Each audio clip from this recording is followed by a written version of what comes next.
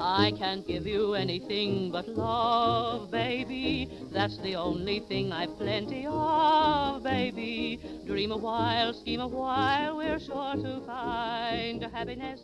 And I guess all those things you've always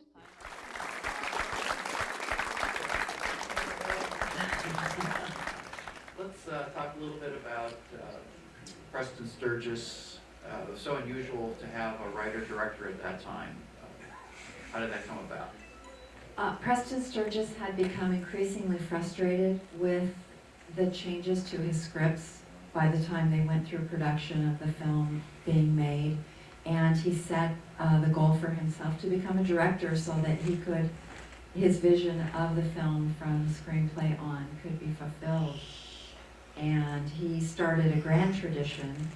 He was the first writer-director with the advent of sound. And then quickly thereafter, Billy Wilder, John Huston, Joe Mankiewicz. And that tradition continues to this day. The acclaimed writer-director Rian Johnson with the Knives Out series, and most recently with the Glass Onion. Same thing. But Preston Sturges, what a gifted writer. I mean, laugh out loud, funny, hilarious, very complex plot, and the dialogue is naturalistic, mature. It definitely, it elevated the screwball comedy and elevated film overall. It was amazing dialogue. I mean, the quotes he had were, like you said, laugh out loud, funny, and just what was his background? How did he get into writing? Well, it started long before he got the Academy Award, that's for sure. He received a continental education, and as you look at Preston Sturges' life, all roads lead to actually his mother.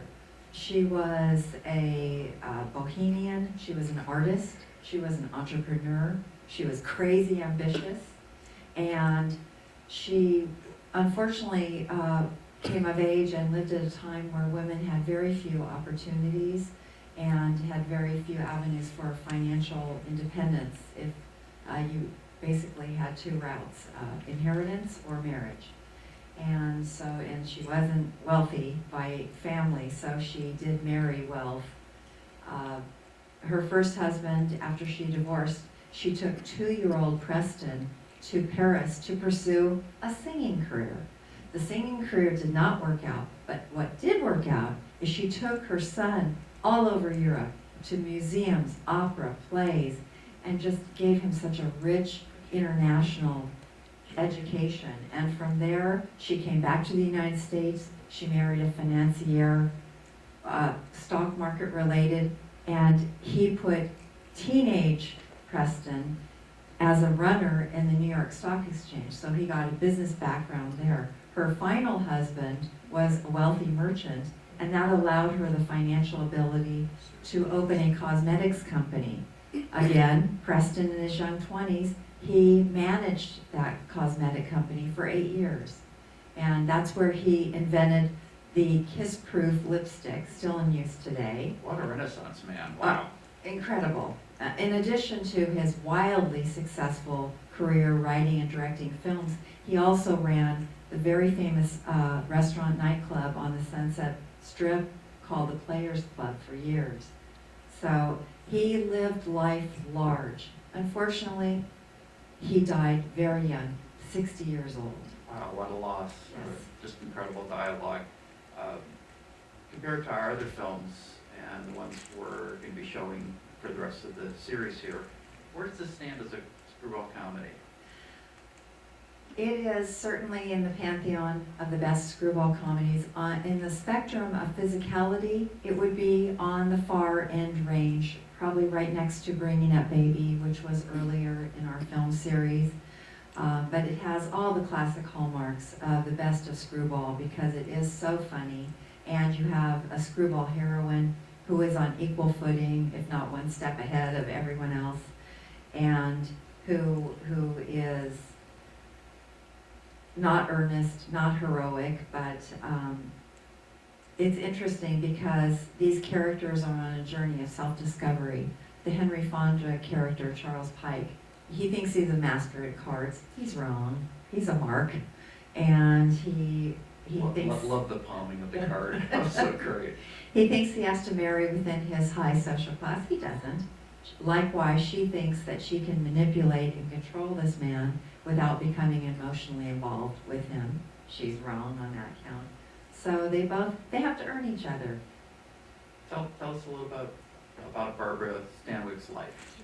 She had one of the longest careers in Hollywood, 60 years in film. She appeared in all genres of film, and she is known as an icon of film noir because of her very famous performance in Double Indemnity, one of the top film noir classics. But she's also a screwball comedy icon.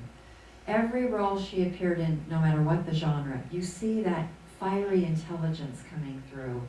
And she is just so fantastic in this film. I mean, she is a con woman, but we're still rooting for her. Absolutely. And boy, does she sizzle. Yes, indeed. Speaking of sizzling, on the sexual tension scale that we've talked about last movies, where's this one rank? Off the Richter scale? Great. I mean, the dialogue is so clever. The film, starting with its title, is loaded with double entendres and innuendos, all of which got around the motion picture production code, which censored all films for sexual content. That was imposed on all films of the era, and it got through. Roger Ebert wrote, the film historian critic Roger Ebert wrote, that the scene with Barbara Stanwyck and Henry Fonda on the chaise lounge, he considers it the sexiest scene in all of cinema. And I think today's filmmakers could learn a lot from watching this movie and others like it when you leave things to the imagination and you use subtlety and nuance. That scene's in our trailer, and to rewatch it, I've watched it several times this last week. It's such a funny scene. It's hot. I mean, Yeah, it's it just, is. even on today's standards. Yes. But we've talked about Stanwyck. What about Fonda? I always, before I saw this film, I always thought Fonda was more high drama, thinking Grapes of Wrath, My Darling Clementine, yes, Young Lincoln, just- yes. He has a huge career. I mean, he's certainly one of our largest movie stars and greatest actors. He had credits of over 100 films starring in, and very critically acclaimed, even Academy Award winner. But here, it's surprising, he so excels at the physical comedy. I mean, think of Great it. timing. He falls over a sofa, he tears the curtains, he's hit with roast beef. I mean, he goes through the physical comedy. It's screwball comedy is really farce adjacent. It can be very physical like this movie, and he pulls it off, all of it beautifully. I mean, he's very, very funny. He also plays the anti-hero. You know, he's socially awkward, he's one step behind, he's hidebound in his upper class life, so he does an incredible job here. It's a shame he didn't do more comedies like this, but all told, he did appear with Barbara Stanwyck in 3 screwball comedies, The Mad Miss Manton, this film, and also You Belong to Me. And he said several times in his life when he was interviewed that Barbara Stanwyck was his favorite leading lady. And what a pair. Yeah. But we need to talk about Charles Coburn. Oh. He is so good. He's one of my favorites. He is incredible.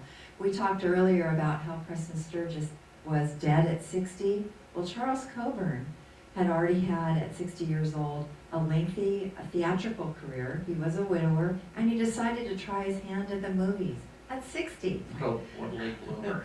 Late bloomer indeed, but great movie after great movie, a huge movie career, Academy Award for The Devil and Miss Jones. He starred in the original Heaven Can Wait with Gene Tierney and Don Amici, The More the Merrier, and of course, who can forget his standout performance with Marilyn Monroe, Gentlemen Prefer Blondes. With the diamond man. Yeah, he's the diamond merchant from South Africa, and of course he has that diamond tiara that she wants so badly. The wife wanted it back, so that was a great movie. How was the movie received at the time, and how is it looked at now? The Lady Eve, when it was released in 1941, was an immediate box office hit and also critical hit. The film critics of the time, they ranked it above Citizen Kane, How Green Was My Valley. Wow, think about that. And even Preston Sturges' other film of the year, Sullivan's Travels. Which I hope we can bring to the screen next season. That's one of my personal favorites. It's a great film by Preston Sturges. And the sheen hasn't dimmed at all in all these decades. The American Film Institute considers The Lady Eve one of the all-time classic films in all of cinema history.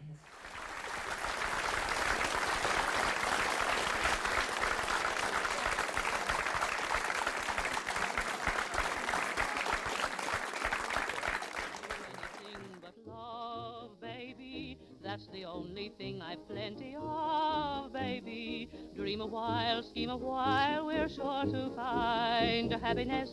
And I guess all those things you've always pined for. Gee, I'd like to see you looking swell, baby. Diamond bracelets Woolworth doesn't sell, baby. Till that lucky day, you know darn well, baby, I can't give you anything but love.